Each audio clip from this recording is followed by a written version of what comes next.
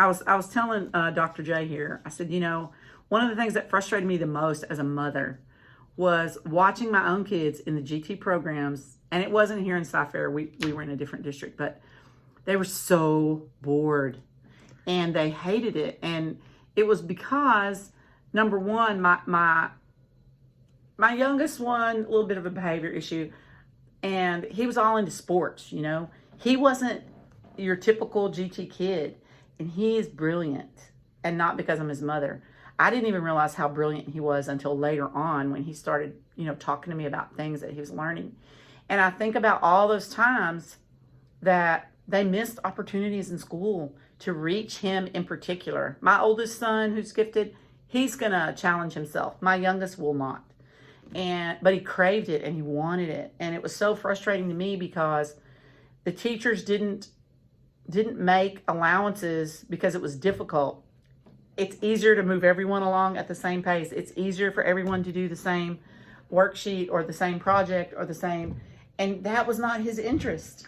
And so what he did was he developed a hatred of learning. It was boring. And that's how he spent the rest of his career, just skating by because it was boring and there was nothing that was going to challenge him. I know in high school, he was in some of the honors courses, and he would fail all of his daily work, and then he'd make 100 on the test.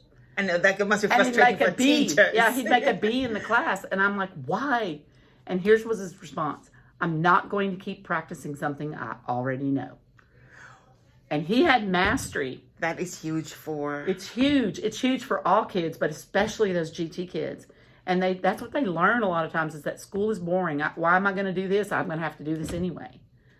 And so that was one of our biggest frustrations, getting him through school, because it didn't matter what kind of punishment he had. It didn't matter if he was grounded. He didn't care. I have, as you know, with my youngest, because you've had him, yeah, he's going to do just enough. Mm-hmm. But then when it comes on to those major assessments, the important ones, right, that is when they'll pull out all this stuff. As kids, there's only so much that we can do to encourage them.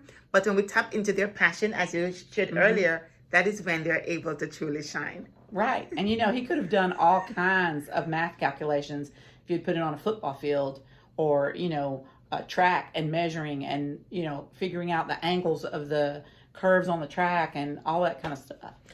I'm thinking about like IEPs. When we have kids labeled with special education and they have an IEP, we tend to follow those. We tend to differentiate for that. Right. What are your thoughts about IEPs for gifted students?